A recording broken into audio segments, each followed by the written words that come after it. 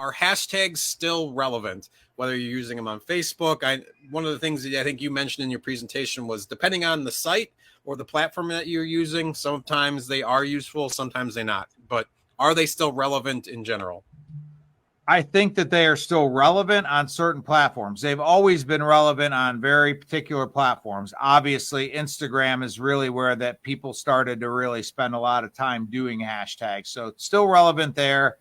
Twitter and LinkedIn would be the three areas where I would say hashtags are relevant. Facebook, really, it's not a big thing on Facebook. Some people use hashtags to get, as part of their copy, but in general, you're not going to get a lot of bang for your buck with hashtags on Facebook.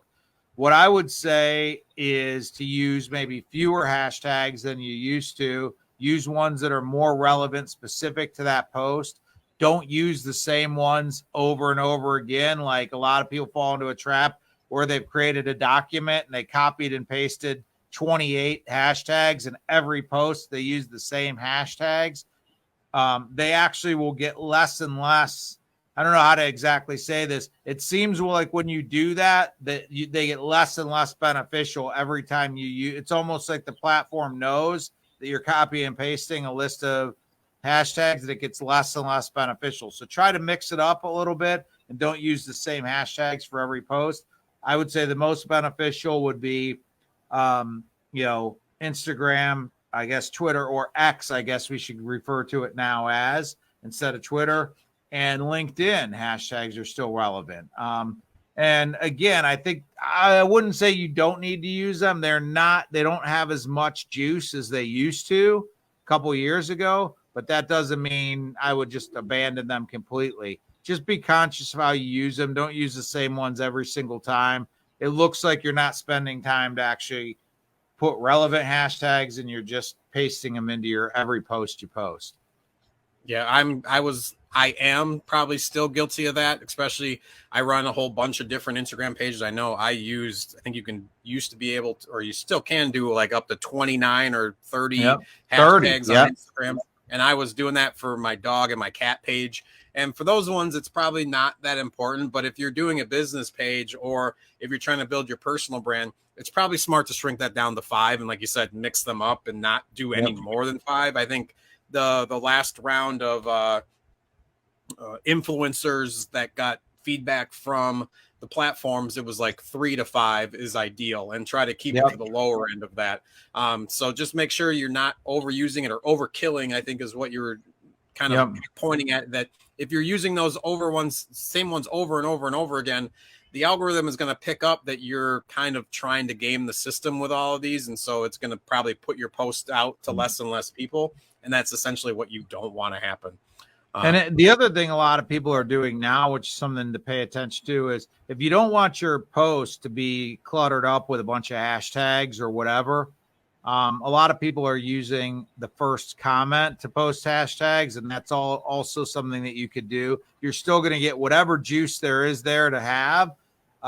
You can still get by putting it in the first comment, and it doesn't make your post look as cluttered. So if you are using a string of hashtags, maybe consider putting it in the first comment. Yeah, Tim just mentions he was thinking he was overusing them.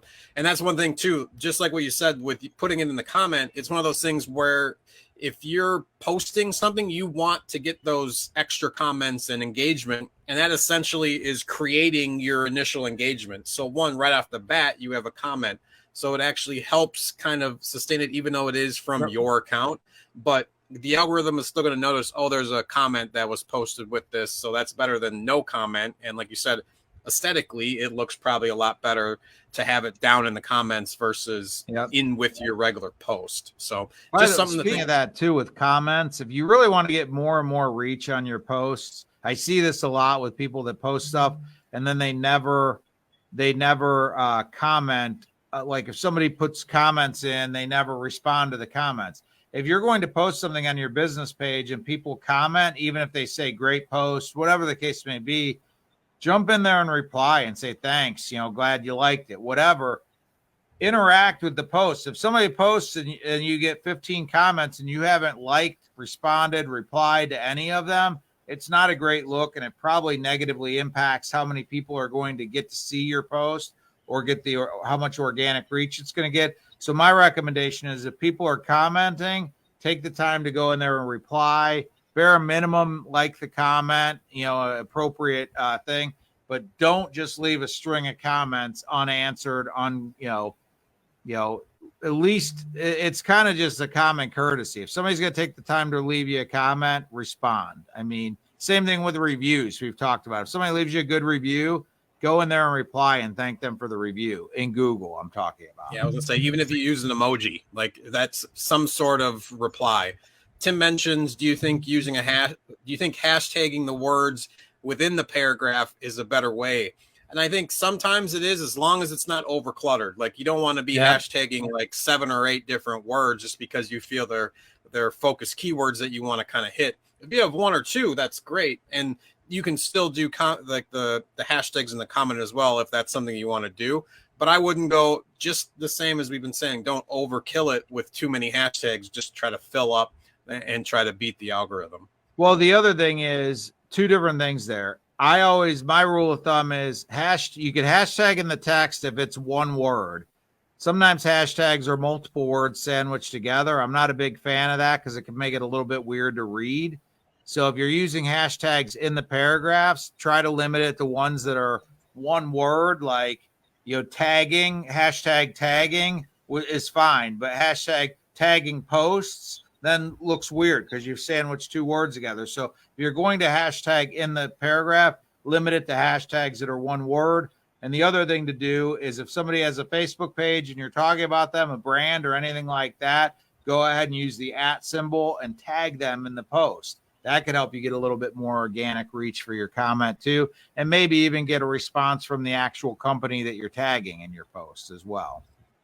You can also tag it within Instagram. You can also tag them through the picture as well, versus just doing it in the text. So that might be something too. If you wanted to keep the text clean and you can go in and actually tag them, it'll say like tag people, and then you can click on the actual photo. If you have multiple distributors or whatever it might be, and you don't want to have each one of them listed, you can just go in and tag them, and it'll show up on their feed on the far right on their profile, so that it's, as long as they approve it, so then it'll show up and your post will be essentially on their page. So that might be something to consider as well.